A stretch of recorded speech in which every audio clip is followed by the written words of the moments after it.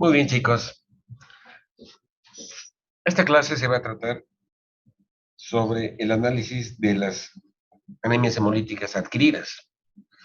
En común denominador, nuevamente, les voy a recordar, el diagnóstico de una anemia hemolítica o síndrome hemolítico pasa por el hecho de que haya una anemia normocítica normocrómica, reticulocitos aumentados, y dependiendo si es una hemólisis intra o extravascular, aumento de bilirrubina indirecta. Si nosotros no tenemos una historia familiar previa de hemólisis y es una crisis hemolítica que se ha presentado en cualquier edad, lo primero que vamos a sospechar es que sea una crisis hemolítica de tipo adquirido, ¿verdad? Porque no tienes historia familiar. Difícilmente, si no tienes historia familiar, una crisis hemolítica se presenta a los 40, 50, 70 años, si previamente era un individuo sano, y por lo tanto, siempre vamos a pensar de que es un fenómeno adquirido. Las anemias hemolíticas adquiridas generalmente son extracorpusculares. ¿Por qué? Porque el defecto no está en el glóbulo rojo, como ayer hemos visto, donde el defecto puede estar en la enzima, en algunas enzimas eritrocitarias, o en la conformación y la estructura de la hemoglobina, o en la estructura de la membrana. A diferencia de estos fenómenos intracorpusculares, la amenaza es externa, ¿verdad? Por lo tanto, en un 99.9%, las anemias hemolíticas adquiridas son extracorpusculares. Y las anemias hemolíticas extracorpusculares se dividen en dos grandes grupos.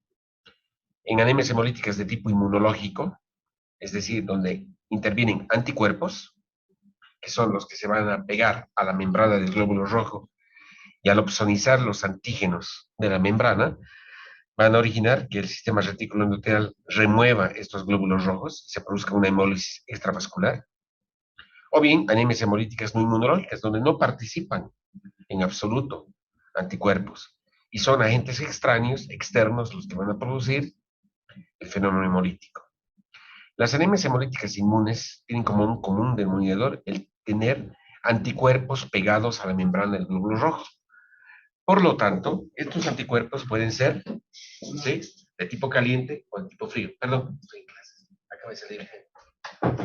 Estos anticuerpos pueden ser de tipo caliente o de tipo frío. Y estos son autoanticuerpos por pérdida de la tolerancia inmunológica. Pero también podemos tener haloanticuerpos, es decir, anticuerpos que no precisamente son propios y que pasan de alguna manera de otro sistema inmunológico a nuestro sistema inmunológico. Tenemos, por ejemplo, la enfermedad hemolítica del recién nacido. No son autoanticuerpos, pero son anticuerpos maternos que van a pasar al feto y van a producir anemia hemolítica en el feto. No son autoanticuerpos del feto, son aloanticuerpos.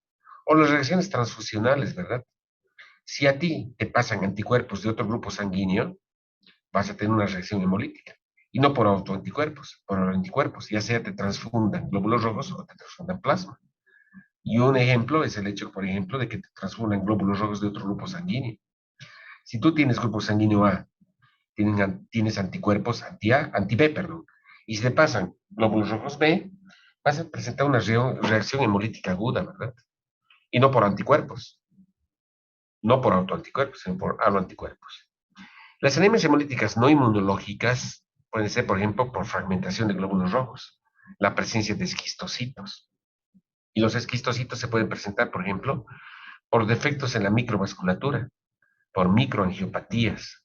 Hay una serie de mecanismos fisiopatológicos y de entidades donde se producen microangiopatías. Un ejemplo, ¿sí?, la coagulación intervascular diseminada o la púrpura trombocitopénica trombótica, el síndrome de HELP en el puerperio, la preeclampsia, el síndrome urémico hemolítico en los niños. Son microangiopatías donde se produce un defecto por el depósito de fibrina en la microvasculatura, de manera que cuando los glóbulos rojos atraviesan la microvasculatura, se fragmentan y obviamente se produce hemólisis. O malformaciones y alteraciones cardiovasculares, shunts arteriovenosos, válvulas cardíacas disfuncionantes, van a producir fragmentación de los glóbulos rojos. O bien, la anemia hemolítica de los marchistas. Los marchistas o los maratonistas van a machacar, se puede decir, los glóbulos rojos a nivel de los talones durante la marcha, durante la carrera, y después pueden tener una crisis hemolítica con hemoglobinuria, por fragmentación de los glóbulos rojos. Hay agentes físicos, cualquier agente físico externo puede producir una anemia hemolítica. Por ejemplo, un choque térmico, el hiperesplenismo, las infecciones, especialmente infecciones por parásitos como el paludismo, la bartonela o la babesia, que son parásitos intraeritrocitarios que originan una alteración osmótica en el interior y favorecen también la fagocitosis a nivel del sistema reticular endotelial, las reacciones con trastornos metabólicos y las reacciones con sustancias tóxicas también. Todas estas producen anemias hemolíticas no inmunológicas. Muy bien.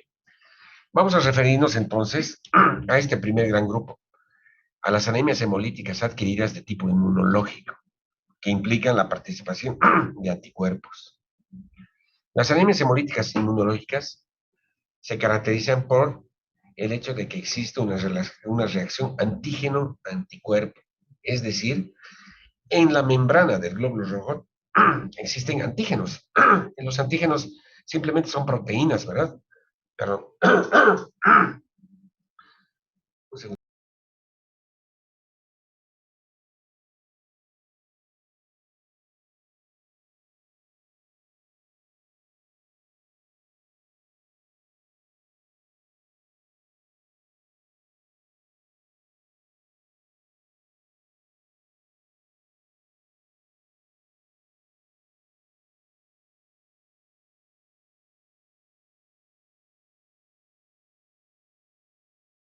Pero chicos, eso de hablar toda la tarde en el consultorio es terrible. Bueno, la característica de la anemia inmunológica es esa reacción antígeno-anticuerpo. El anticuerpo puede ser un halo o un autoanticuerpo.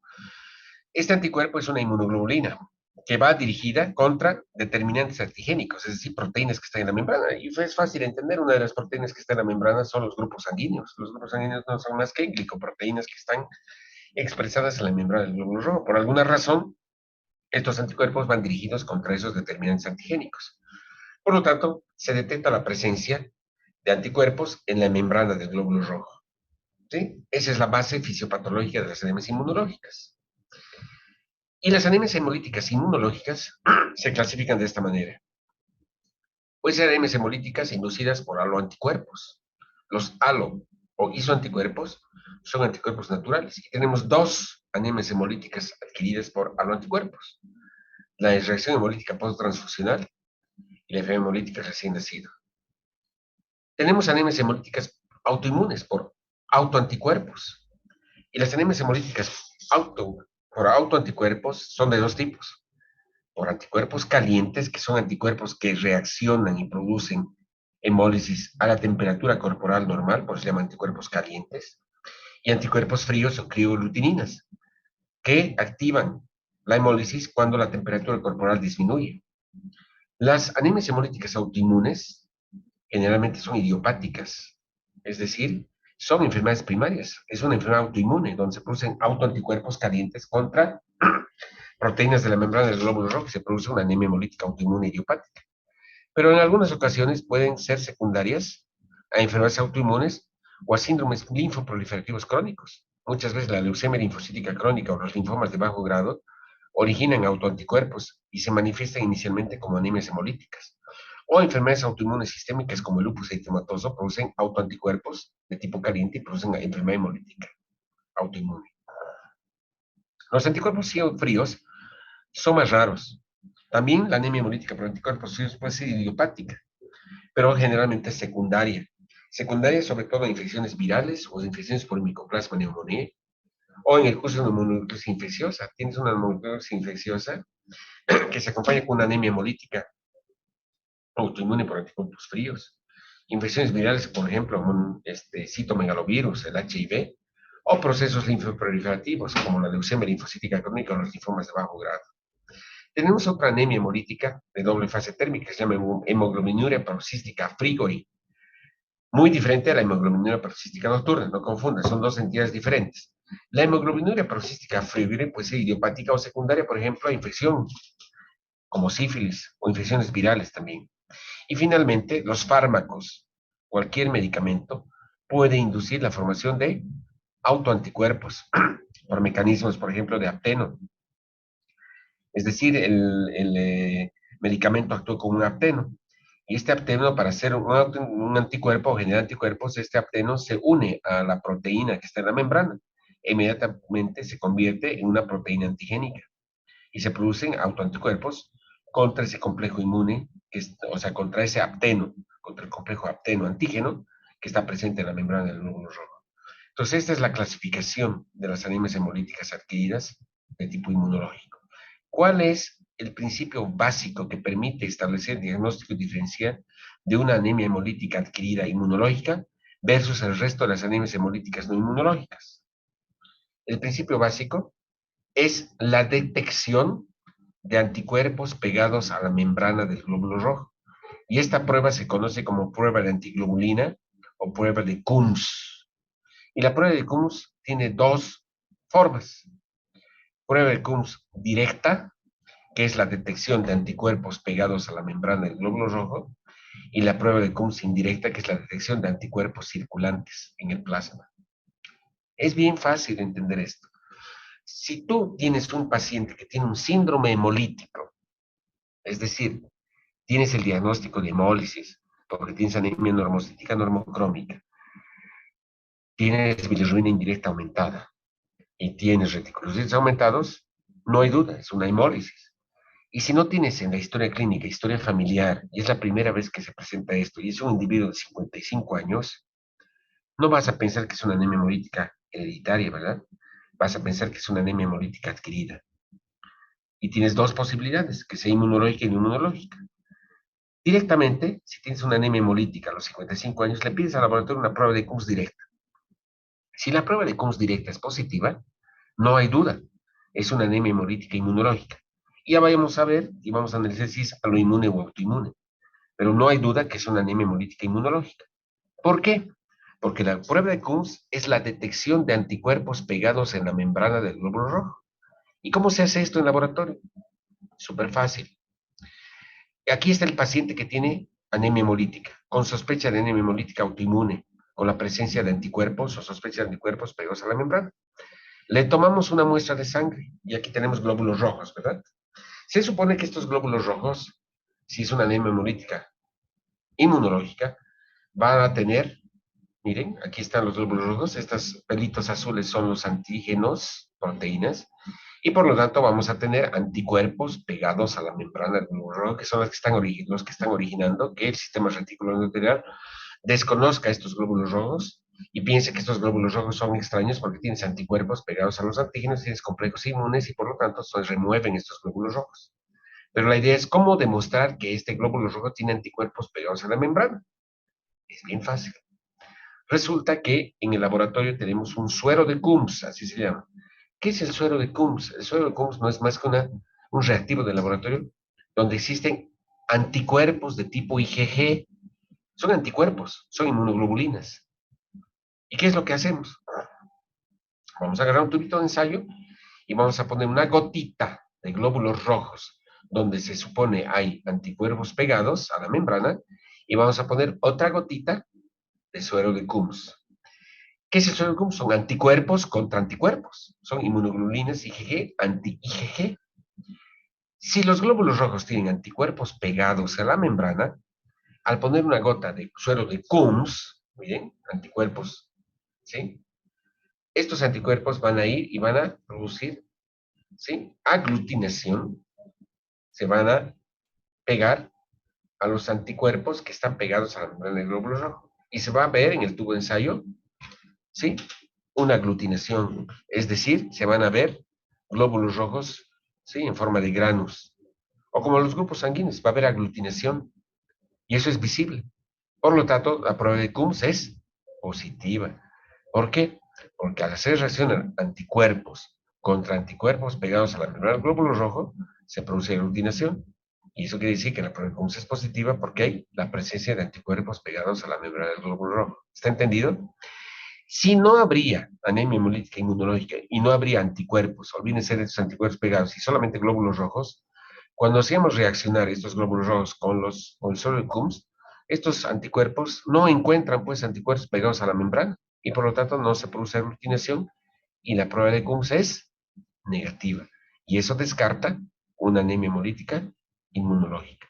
Por lo tanto, la prueba o la primera prueba que se pide cuando sospechamos una anemia hemolítica adquirida para descartar si es de tipo inmunológico o no inmunológico es la prueba de Coombs.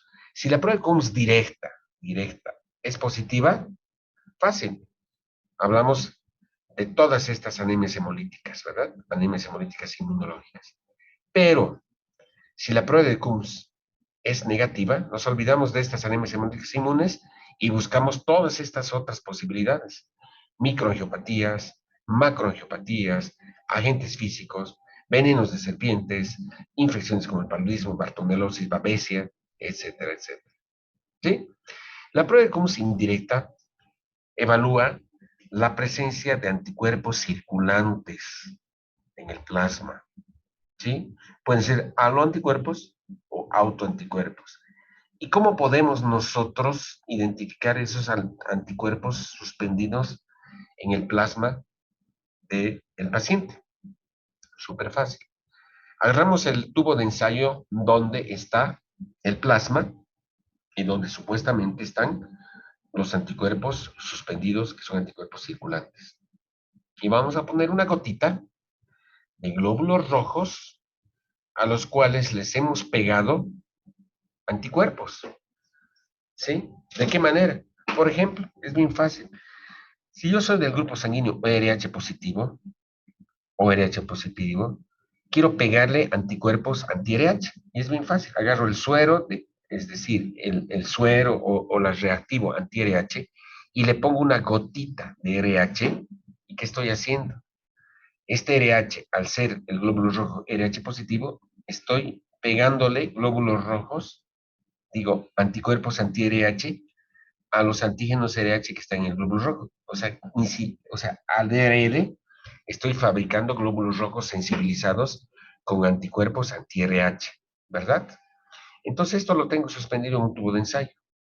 Y estos anticuerpos que se han pegado, o estos glóbulos rojos con anticuerpos pegados, se hacen reaccionar con una gotita del plasma, porque se supone que en el plasma existen anticuerpos circulantes. ¿Y qué hacen estos anticuerpos circulantes? Estos anticuerpos circulantes van a ir y se van a pegar, seguramente, a todos los glóbulos rojos a los que les hemos pegado anticuerpos, ¿sí? De manera que estamos produciendo una aglutinación porque se están reconociendo que estos anticuerpos que están circulando están reconociendo anticuerpos que se han pegado al glóbulo rojo, ¿verdad? ¿Qué pasaría si el paciente no tiene anticuerpos circulantes? Por más de que nosotros peguemos anticuerpos y tengamos glóbulos sensibilizados, estos glóbulos sensibilizados, cuando pongamos una gota de plasma, al no existir esto, no va a existir aglutinación. Por lo tanto, la prueba de Coombs indirecta va a ser negativa. Pero si la prueba de Coombs indirecta es positiva, eso está diciendo que hay anticuerpos circulantes en el plasma. En resumen, si nosotros queremos establecer el diagnóstico inicial de anemia hemolítica inmunológica, pedimos la prueba de Coombs directa y la prueba de Coombs indirecta. Si la prueba de Coombs es directa, eso nos está indicando que hay la presencia de anticuerpos pegados a la membrana del glóbulo rojo. Y la prueba de Coombs indirecta nos está indicando que hay anticuerpos circulantes en el plasma del paciente. Esos anticuerpos circulantes pueden ser aloanticuerpos o autoanticuerpos. La presencia de prueba de Coombs directa inequívocamente implica que los anticuerpos están opsonizados a la membrana y por lo tanto la hemólisis es extravascular. En cambio, podemos tener pacientes con una prueba de Coombs indirecta y no necesariamente tener anemia hemolítica, porque muchas veces podemos tener pacientes alosensibilizados donde tienes anticuerpos en el plasma, pero tener glóbulos rojos totalmente libres de esto. Un ejemplo, si yo tengo grupo sanguíneo o RH negativo, ¿sí? Hago desaparecer estos pelitos y no tengo RH, ¿verdad? Pero he entrado en contacto de alguna manera, en algún momento, con glóbulos rojos o RH positivos, mi sistema inmunológico va a reconocer esos glóbulos rojos que han penetrado como extraños y va a formar anticuerpos anti-RH, ¿verdad? Por lo tanto, voy a formar anticuerpos circulantes. Pero al ser yo RH negativo, estos anticuerpos circulantes que son RH no van a reconocer, pues, a los glóbulos rojos RH negativos. Solo te voy a estar alosensibilizado, pero no voy a tener una anemia hemolítica, ¿verdad? Eso quiero que me entiendan claramente. El tener CUMS indirecto negativo, digo, CUMS indirecto positivo, no quiere decir que el paciente tiene anemia hemolítica como tal. Simplemente dice que tiene paciente anticuerpos circulantes, que bien pueden producir anemia hemolítica o bien pueden solamente ser anticuerpos producto de alosensibilización previa. En cambio, la prueba de CUMS directa positiva implica que si el anticuerpo está pegado a la membrana y si hay ictericia y si hay hemólisis, si hay ictericia, si hay anemia, eso inequívocamente te está diciendo que el paciente tiene anemia hemolítica inmunológica. Muy bien. Entonces vamos a empezar a hablar, ya conociendo esto bien claro, de los diferentes tipos de anemia hemolítica inmunológica. Y hay dos grandes grupos, anemia hemolítica autoinmune y anemia hemolítica aloinmune. La anemia hemolítica autoinmune se produce por pérdida de la tolerancia inmunológica, por lo tanto son autoanticuerpos.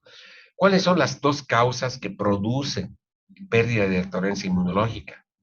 Uno, pérdida de la capacidad supresora de los linfocitos T para regular la respuesta inmune. Acuérdense, nosotros tenemos linfocitos T supresores. Permanentemente estamos formando, seguramente por disregulación inmune, anticuerpos de tipo autoinmune, o sea, autoanticuerpos.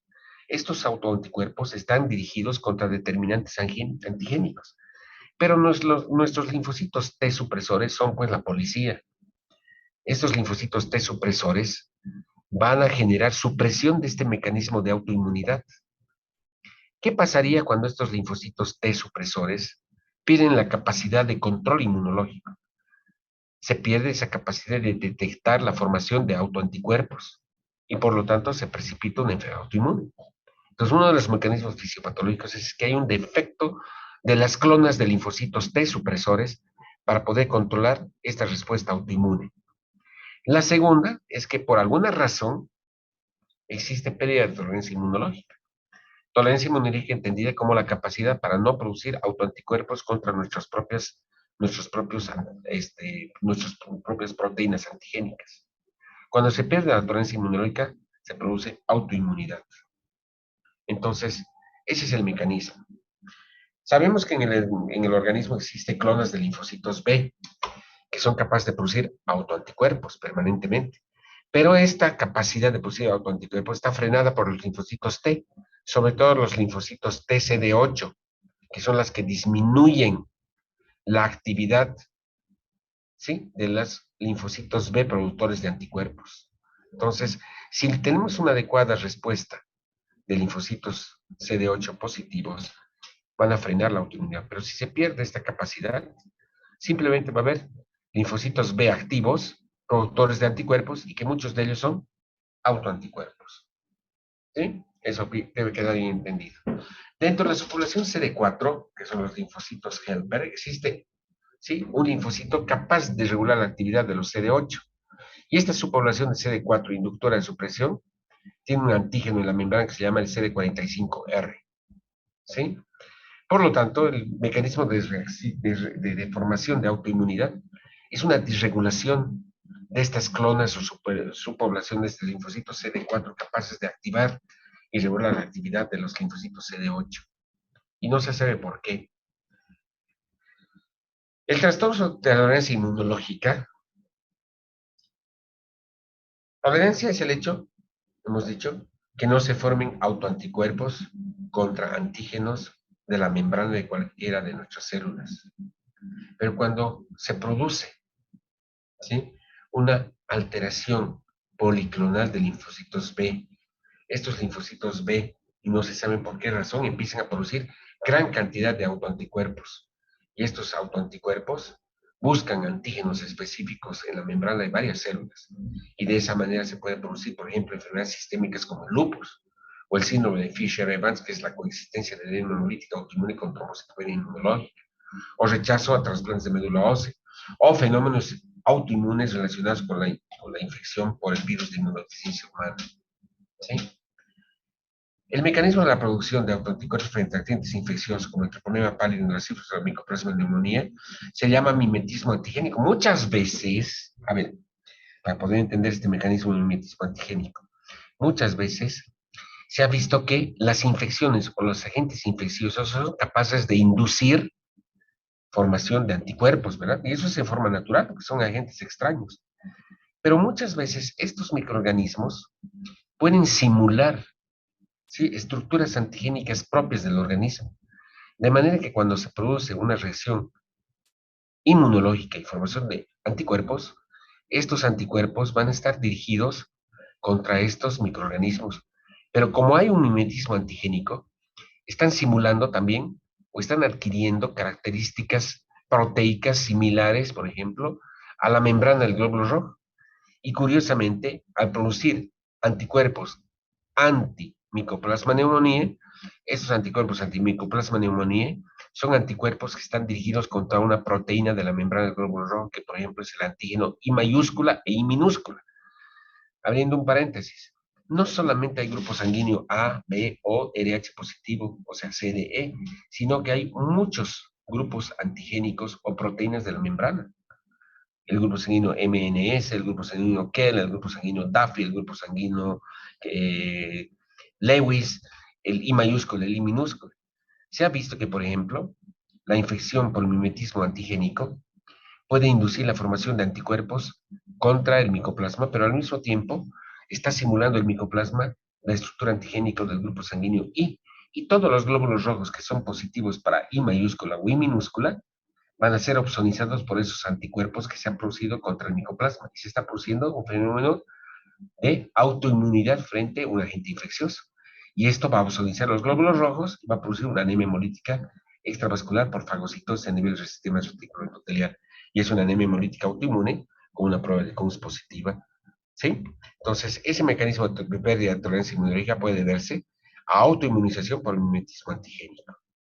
Muy bien. ¿Cuáles son las características de los autoanticuerpos? Pueden ser de tres tipos.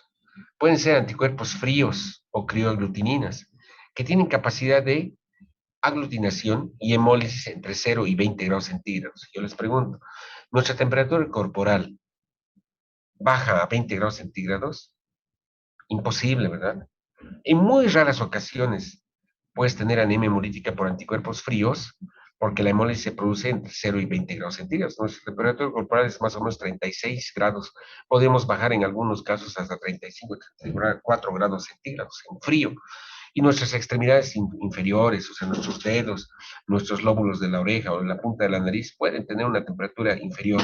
Solo se produce anemia hemolítica cuando algunos anticuerpos fríos tienen un rasgo térmico elevado. ¿Por qué creen que se hacen las reacciones en el baño María, las reacciones químicas en baño María? Porque simulan todas las reacciones enzimáticas que se producen a la temperatura corporal normal. Si nosotros dejamos un tubo de ensayo, ¿sí?, en un paciente que tiene crioaglutinina, si lo dejamos a la temperatura ambiente, ahí sí se produce in vitro una crisis hemolítica, porque los anticuerpos fríos están aglutinando a los glóbulos rojos del paciente. Pero eso no ocurre porque nuestra temperatura corporal está muy por encima de los 36 grados centígrados. Entonces, las anemias hemolíticas por crioaglutininas son, ¿sí?, no tan frecuentes, pero ya vamos a ver en qué entidades se presentan. Tenemos los anticuerpos de Donald-Steiner, también raros. Son anticuerpos que se fijan en la membrana del glóbulo rojo a baja temperatura, pero producen hemólisis a 37 grados centígrados. La gran mayoría, el 85-90% de las anemias hemolíticas se producen por anticuerpos calientes, porque tienen actividad hemolítica a 37 grados centígrados. ¿Sí? Los autoanticuerpos generalmente son tipo IgG, son autoanticuerpos IgG, seguidos por los IgM y excepcionalmente los IgA y los IgD. Entonces, los autoanticuerpos o son de tipo IgG, que son anticuerpos calientes, o tipo IgM, que son crioaglutininas o anticuerpos fríos. ¿Cuáles son los mecanismos por los que se produce hemólisis en la anemia hemolítica, ¿sí?, autoinmune? Los glóbulos rojos que están sensibilizados con anticuerpos calientes son destruidos principalmente en el vaso, es obvio, porque los autoanticuerpos calientes han ido a opsonizar la membrana y por lo tanto el sistema macrofágico, retículo endotelial del vaso y la médula ósea produce eritrofagocitosis y se produce una hemólisis extravascular. En cambio, cuando existe aglutinación por anticuerpos fríos, generalmente los glóbulos rojos son hemolizados en el sistema vascular, se produce una hemólisis intravascular. Y finalmente, muchos de estos complejos son fagocitados por las células de Kupffer del hígado y la hemólisis es extravascular finalmente, pero por el sistema macrofágico del hígado. La anemia hemolítica autoinmune por anticuerpos fríos es una anemia hemolítica intravascular inicialmente y luego se produce hemólisis extravascular en el hígado. En cambio, la gran mayoría de las anemias hemolíticas autoinmunes por anticuerpos calientes del tipo IgG son por opsonización de la membrana y remoción a nivel del sistema reticuloendotelial del vaso. Muy bien. Hay dos mecanismos de hemólisis, la adherencia opsónica, que es lo que les he mencionado, es decir, interacción de anticuerpos con el antígeno de la membrana, de manera que el macrófago en el vaso y en la médula ósea reconocen este fragmento, este complejo inmune, y se produce anemia hemolítica. Y la adherencia inmune es en la cual los macrófagos, sobre todo las células de Kupffer y los glóbulos rojos, ¿sí?, establecen una conexión a través de fracciones del complemento, fracción 3 o fracción 4 del complemento, y se produce inicialmente una anemia hemolítica intravascular y luego captación de esos complejos, ¿sí?, para que el glóbulo rojo sea fagocitado. Ya sea por adherencia opsónica o ya sea por adherencia inmune, al final se produce una anemia hemolítica extravascular. Por eso la presencia de esferocitos, porque primeramente lo que ocurre es que el macrófago se come parte de la membrana y en la siguiente fase de circulación por el sistema reticuloendotelial, los glóbulos rojos opsonizados, en los cuales se ha producido fagocitosis de parte de la membrana, son removidos finalmente en el vaso y se produce la crisis hemolítica. Muy bien. ¿Cuáles son las pruebas de laboratorio para poder establecer el diagnóstico de anemia hemolítica autoinmune? La primera prueba, chicos, ya les he dicho, prueba de Coombs directa. La prueba de Coombs directa confirma la presencia de anticuerpos pegados a la membrana del glóbulo rojo, ya sea de tipo IgG o ya sea de tipo IgG más las fracciones de complemento activadas por los crioglutininas o por los anticuerpos IgM. Entonces, la prueba de Coombs directa es fundamental. Muy bien, las dos anemias o las tres anemias hemolíticas autoinmunes son la anemia hemolítica por anticuerpos calientes, por anticuerpos fríos y por anticuerpos de doble fase térmica. Empecemos a hablar de la anemia hemolítica por anticuerpos calientes. La anemia hemolítica por anticuerpos calientes se produce por anticuerpos de tipo IgG y la anemia generalmente es extravascular. De todas las anemias hemolíticas autoinmunes, el 75% se producen por anticuerpos calientes. Por lo tanto, es la anemia hemolítica más frecuente. Y dentro de eso, cuando tengamos anemia hemolítica autoinmune por anticuerpos calientes, lo primero que tenemos que pensar es que sea una anemia hemolítica secundaria, que subyacentemente exista alguna enfermedad autoinmune, como lupus, como artritis reumatoidea, como esclerosis sistémica, o bien, sí, procesos linfoproliferativos como leucemia linfocítica crónica o linfomas de bajo grado, o excepcionalmente quistes de ovario, ¿sí? Entonces, dentro de las anemias hemolíticas autoinmunes, las más frecuentes son las anemias hemolíticas por anticuerpos calientes de tipo IgG. Y cuando tenemos una anemia hemolítica por anticuerpos calientes que se presenta a la temperatura corporal normal con una prueba de Coombs directa, ¿cuál es nuestro razonamiento? Lo más probable es que sea secundaria a una enfermedad autoinmune o a un linfoma o una leucemia linfocítica clínica subyacente. Es más infrecuente que sea de tipo idiopático primario. Se presentan a cualquier edad, aunque son más frecuentes en la edad media de la vida, ¿verdad? Entre los 40 y 50 años. Pero también en el sexo femenino. Los anticuerpos calientes son anticuerpos de tipo IgG, son autoanticuerpos IgG que se adhieren intensamente a la superficie del glóbulo rojo y generalmente están dirigidos contra el sistema RH. Entonces, como la gran mayoría de nosotros somos RH positivos o RH negativos, estos IgG son anticuerpos anti-D mayúsculas y anti-D minúscula. Y se produce esta adherencia opsónica y se produce la anemia hemolítica como tal. Por lo tanto, hemos dicho que el mecanismo es la opsonización. Y en segundo lugar, una vez que se produce la opsonización, hay una fagocitosis del glóbulo rojo a nivel del vaso y se produce una hemólisis extravascular. Menos frecuentemente es la hemólisis intravascular, pero ambos mecanismos simultáneamente agravan la anemia hemolítica. ¿sí? Del total de la anemia hemolítica autoinmune por anticuerpos calientes, hemos dicho, la gran mayoría son IgG. Una, una mitad son IgG y por activación del complemento C3 o C4. Y solamente un 10% por activación del complemento C3b. ¿Cuál es el cuadro clínico de una anemia hemolítica autoinmune por anticuerpos calientes? Es muy variado. En algunas ocasiones el paciente está totalmente asintomático. En otras ocasiones puede haber una crisis hemolítica puede haber obviamente anemia con ictericia, con aumentos reticulocitos. En los casos más graves, la hemólisis intensa y hay una anemia intensa. De estar con 14 de hemoglobina, bajas pues seguramente a 5 de hemoglobina en pocos días. Al día siguiente estás con 5 de hemoglobina y el paciente obviamente va a entrar en una crisis hemolítica y un síndrome anémico. Imagínense, puede haber reticulocitos en un 50% inclusive. El paciente más que pálido está histérico y tiene todas las manifestaciones clínicas, obviamente, de un síndrome anémico agudo. El 82% de los casos se asocia generalmente a esplenomegalia, porque ahí es el sitio donde se produce la hemólisis. En un 45% de hepatomegalia, menos frecuentemente. Puede haber algunas adenopatías por activación de las clonas de linfocitos B, pero generalmente no hay adenopatías.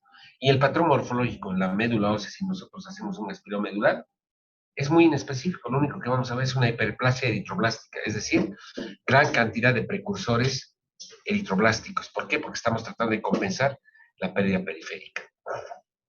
En anemia hemolítica autoinmune por anticuerpos calientes, vamos a ver poiquilocitosis, anisocitosis, esferocitosis. ¿Cómo está la aptoglobina? Si se produce inicialmente anemia hemolítica intravascular, va a estar disminuida, porque acuérdense, la aptoglobina es esa proteína que regula y neutraliza a la hemoglobina libre. La desinasa láctica va a estar elevada y obviamente la bilirrubina indirecta elevada. Y la condición sine qua non es que la prueba de Coombs directa siempre sea positiva, es decir, la confirmación diagnóstica. ¿Por qué? Porque se descubren anticuerpos pegados a la membrana del glóbulo rojo y generalmente estos son de tipo IgG. ¿Cuál es el pronóstico? El pronóstico va a depender si es una anemia hemolítica secundaria o es una anemia hemolítica primaria. Si es secundaria, el pronóstico va a depender obviamente de la enfermedad de base. En los casos idiopáticos, el pronóstico es variado y generalmente tiene peor pronóstico porque tiene remisiones y exacerbaciones, porque la anemia hemolítica autoinmune idiopática evoluciona en forma periódica. Hay periodos de remisión con inmunosupresores. Una vez que quitan los inmunosupresores, otra vez se activa el sistema inmune y se produce la anemia hemolítica autoinmune. Entonces, el pronóstico no es tan bueno en la forma idiopática. En las formas secundarias va a depender mucho de la enfermedad subyacente. Controla la enfermedad autoinmune subyacente, se controla la anemia hemolítica. ¿Cuál es el tratamiento? Depende de la intensidad de la hemólisis. El tratamiento generalmente es etiológico de la anemia, o sea, de la causa secundaria, ¿verdad? De lupus, o de artritis reumatoidea, o del linfoma de bajo grado. Pero en general, cuando tienes una anemia hemolítica por anticuerpos calientes, tienes que inmunosuprimir al paciente. Y lo primero que tienes que hacer es dar inmunosupresores a base de corticoterapia, corticoesteroides. Principalmente corticosteroides de acción intermedia y que sean de vía oral, prednisolona o prednisona, por ejemplo, 1 miligramo por kilogramo de peso. Cuando fracasa, ¿sí?, el tratamiento con glucocorticoides, el paciente tiene que ser sometido a esplenectomía. ¿Por qué? Porque el sitio de hemólisis es el vaso. Entonces, en un 70% de los pacientes que no responden al tratamiento con corticoides inicialmente, van a ser llevados a esplenectomía. O podemos dar otro tipo de inmunosupresores. ¿Se debe transfundir glóbulos rojos? No. Es una de las entidades donde, a pesar de tener un síndrome hemolítico y tener una anemia severa, por ejemplo, 4 o 3 de hemoglobina, no vamos a dar glóbulos rojos. ¿Por qué? Porque sabemos que son autoanticuerpos. Entonces, si nosotros estamos dando transfusión de glóbulos rojos, estamos incrementando los títulos de autoanticuerpos. Y es deleterio. Se produce más bien un agravamiento general de la anemia hemolítica. Entonces, está casi prácticamente contraindicada la transfusión, así tengas niveles bajos de hemoglobina en los pacientes que tienen anemia hemolítica autoinmune. Generalmente hemos dicho, el tratamiento está a base de glucocorticoides, prednisona por vía oral, en dosis de 1 a 2 miligramos por kilogramo de peso. Generalmente eso se da por 3 semanas a un mes.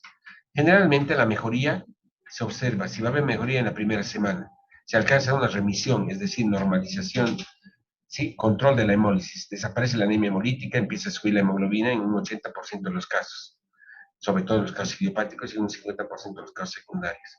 Pero si a la tercera semana vemos que no existe respuesta, se habla de una refractariedad a corticoides.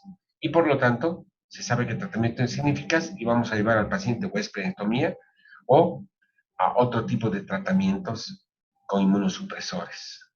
¿Sí? No es fácil cortar el tratamiento con prednisona, porque ustedes saben, pasado la semana de tratamiento con prednisona se produce supresión del eje hipotálamo hipofisiario adeno, o sea, de hipófisis adenocorticotrófica.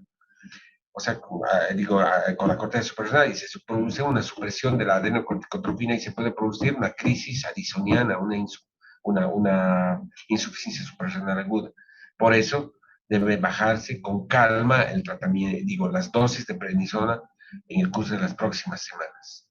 La prueba de CUMS indirecta se efectúa como un control a los 15 días y generalmente la prueba de CUMS indirecta va desapareciendo porque estamos controlando la aparición de anticuerpos circulantes, ¿verdad? De autoanticuerpos circulantes. La esplenectomía está indicada en los casos resistentes a corticoides, ¿sí?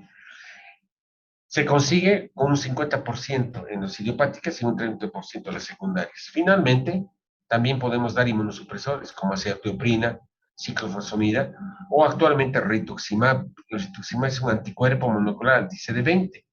Ustedes saben que los linfocitos B o las clonas de linfocitos B expresan el antígeno CD20 como un marcador específico del linaje. Si nosotros damos anticuerpos anti-CD20, estamos, ¿sí?, induciendo, ¿sí?, disminución de la expansión de la clona de linfocitos B, productores de autoanticuerpos de tipo IgG. O podemos dar otro tipo de inmunosupresores tratando de controlar esas clonas productores de autoanticuerpos. En lo posible, como dice ahí, se debe evitar las transfusiones. Solo en casos de mucho peligro, cuando realmente el paciente está muy comprometido, podemos hacer transfusiones. ¿Sí? Generalmente fracciones, no podemos transfundir como en un paciente normal 200 o 300 mililitros de glóbulos rojos. Aquí son pequeñas cantidades viendo la tolerancia del paciente. ¿Sí? ¿Y qué tenemos que hacer si tienes una anemia hemolítica inmunológica permanentemente? Dar ácido fólico, porque las hemólisis o las crisis hemolíticas aumentan el requerimiento de ácido fólico. Y hemos dicho que si se agota el ácido fólico, muchas veces en lugar de presentarse inicialmente como una anemia hemolítica, se presenta más como una crisis megaloblástica y una anemia megaloblástica por deficiencia de ácido fólico. Muy bien, vamos a hablar ahora de las anemias hemolíticas por anticuerpos fríos, que son menos frecuentes, ¿verdad? Las anemias hemolíticas por anticuerpos fríos apenas representan el 20% de las anemias hemolíticas autoinmunes. Generalmente, muchos pacientes que tienen anemias, anticuerpos fríos, tienen poca relevancia clínica. ¿Por qué? Porque tienes que tener un rasgo térmico de anticuerpos elevado. Muchos de ellos, ¿sí?, producen hemólisis cuando la temperatura corporal está entre 0 y 20 grados. ¿En qué condiciones vamos a estar entre 0 y 20 grados? Muchas, muy difícil. Pero en algunas veces se puede producir una amplitud térmica mucho más elevada, ¿sí?, sobre todo después de infecciones virales, ¿sí?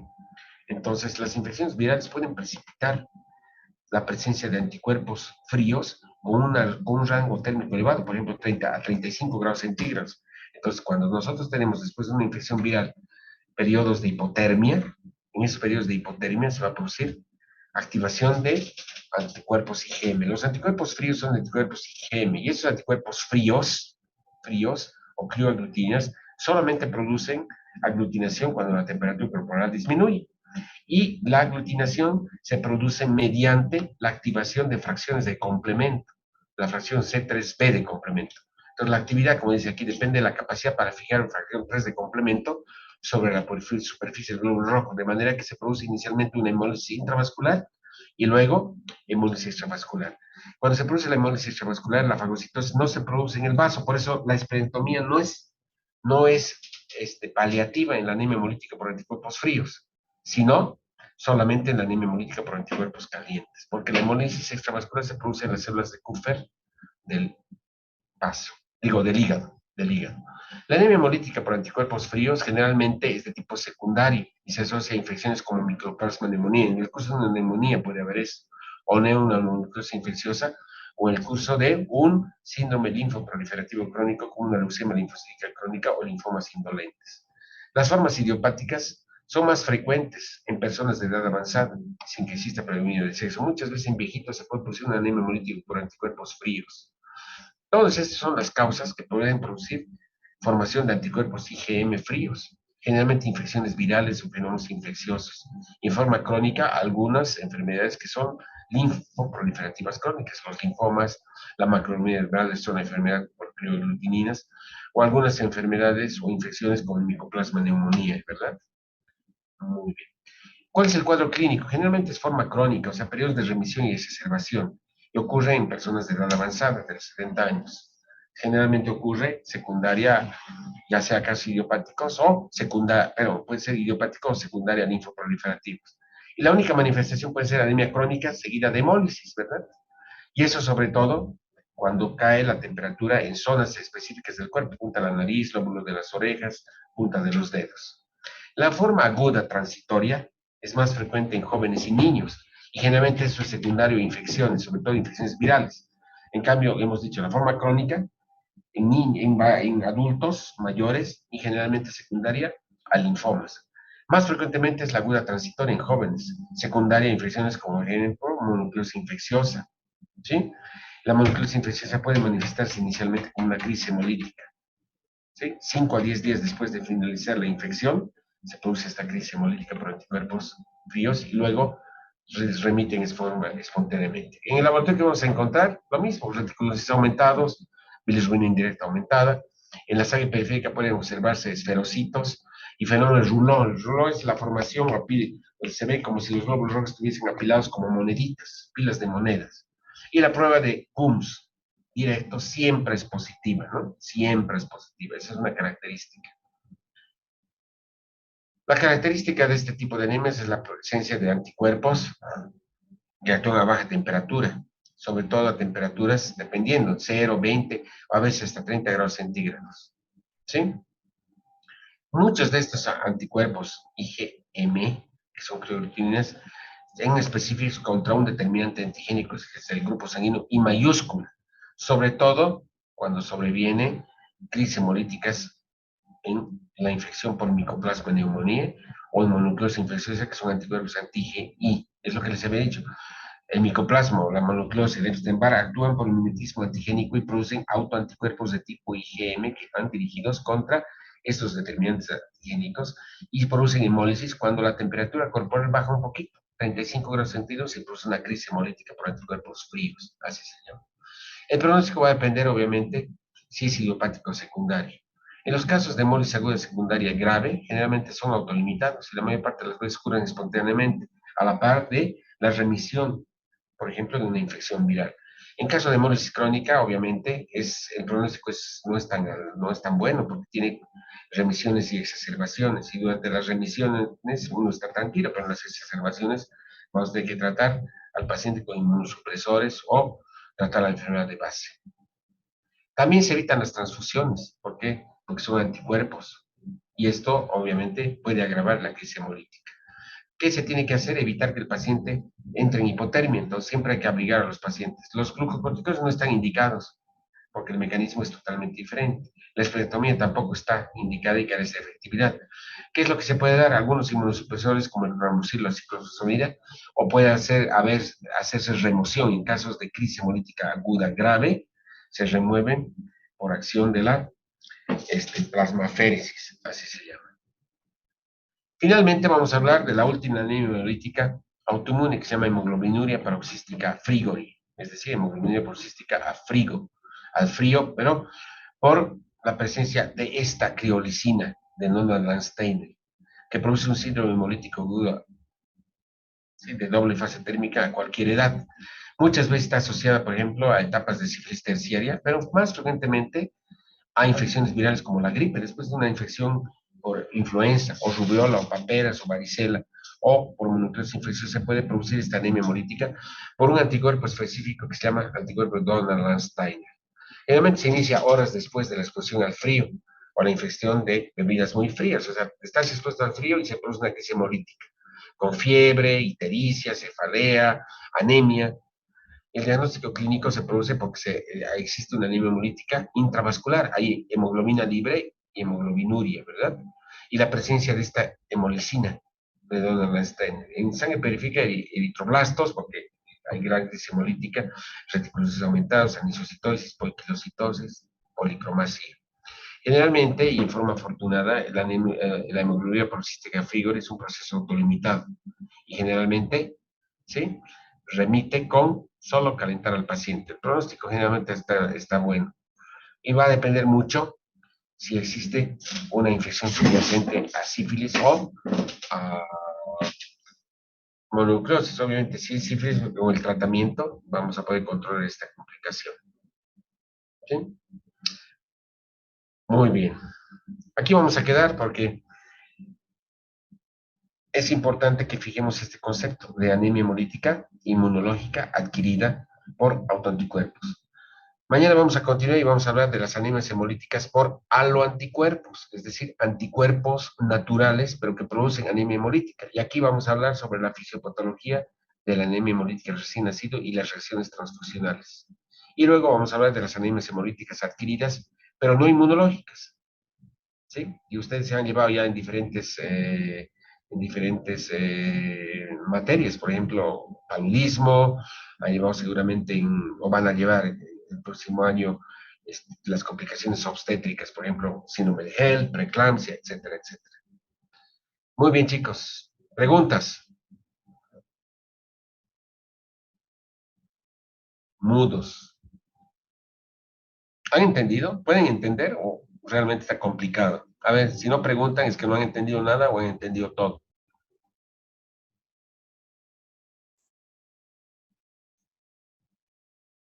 Lorena, Maribel Choque, no tienen preguntas. Brenda, Mayra,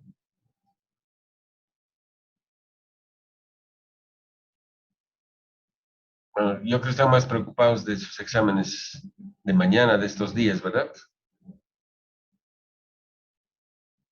Sí, doctor. O sea, ¿han entendido o no han entendido? Porque esto es importante. Tienen que volver a estudiar, volver a leer, entender claramente qué son las anemias hemolíticas por anticuerpos. Calientes, fríos. Eso es bien fácil. Son pruebas de laboratorio.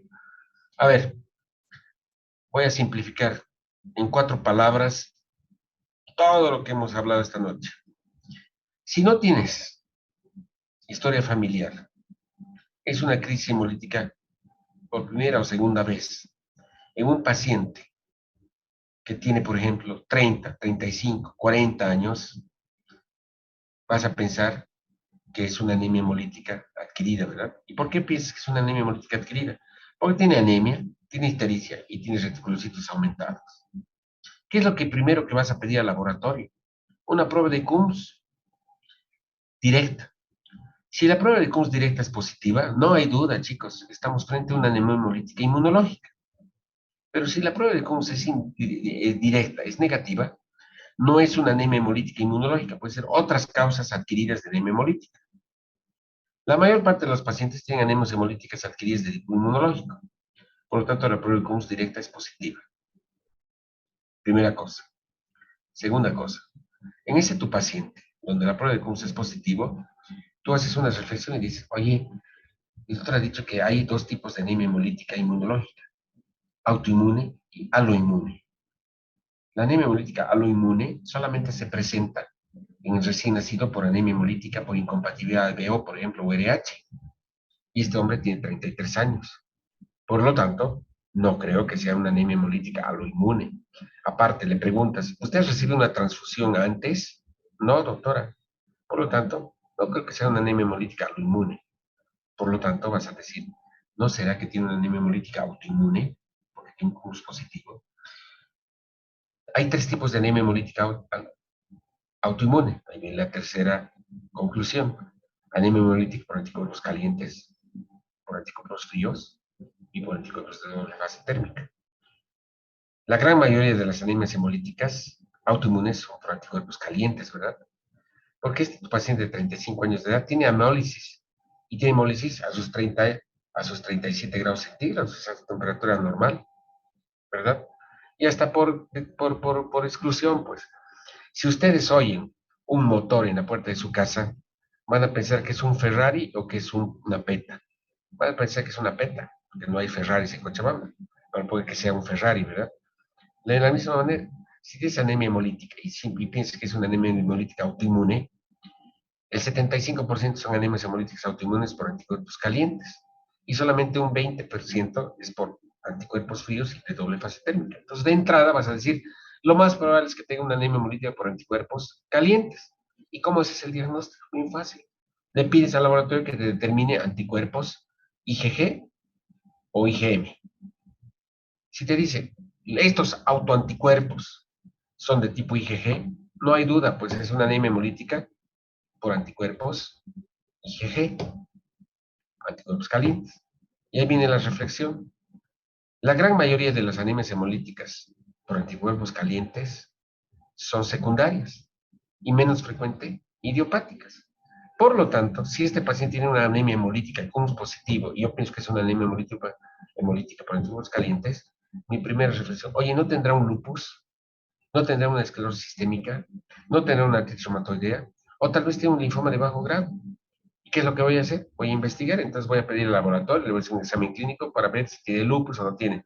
Pero si descartas lupus, descartas linfomas, descartas todo eso, es una anemia hemolítica idiopática. ¿Qué es lo que vas a hacer? Inmunosuprimir. ¿Y qué le vas a dar? Corticoides. 75% de los pacientes responden a corticoides. ¿Qué le vas a dar? Prednisona 1 miligramo, 2 miligramos por kilogramo de peso al primer mes. De esos pacientes, hemos dicho, el 70% responden.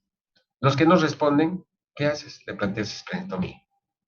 Menos frecuentemente son las anemias hemolíticas por anticuerpos fríos y por anticuerpos de doble fase térmica. ¿Cuándo sospechas eso? Cuando se produce una hemólisis que no es inicialmente extravascular, sino intravascular. Entonces tienes anemia, tienes reticulocitos aumentados y tienes hemoglobinuria, hemoglobina en la orina. Y mides los niveles de hemoglobina libre en plasma y los niveles de hemoglobina libre en plasma están aumentados y la hemoglobina está disminuida. Y si es una anemia hemolítica adquirida y tiene cúmulos positivo, es una anemia hemolítica probablemente por anticuerpos fríos. Le vas a pedir al laboratorio que determine anticuerpos fríos. Te va a decir, sí, son anticuerpos IgM. ¿Y por qué se produjo la hemólisis? Porque los anticuerpos fríos han activado fracciones 3 de complemento que se han fijado a la membrana y que después de producir hemólisis intravascular son fagocitadas por el sistema reticuloendoterial del hígado. Y por eso hay ictericia. ¿Sí? La gran mayoría de las anemias hemolíticas por crioglutinina son idiopáticas. La otra son secundarias. Entonces vas a pensar, generalmente son idiopáticas. ¿Qué vas a hacer? Generalmente son autolimitadas, ¿verdad? O puedes dar algo de inmunosupresión. Y es menos frecuente la anemia hemolítica de doble fase térmica. En estos casos, si el IgG es negativo, si el IgM es negativo, le dice al laboratorio, determíname si hay la presencia de este anticuerpo de doble fase térmica. Y te dice, sí, doctor, hay eso. Entonces tú vas a decir, idiopática, una parte. Pero hay que ver si no tiene sífilis o tiene una neumonía por micoplasma. Si es sífilis o neumonía por micoplasma, le da tratamiento y con eso voy a mejorar. Pero si es idiopática, generalmente es autolimitada. ¿Verdad? Y listo, se acabó el asunto de toda esta clase. ¿Han entendido ahora? Bueno, si no han entendido, realmente vayan a dormir. Bueno, chicos, nos vemos mañana. Gracias, doctor.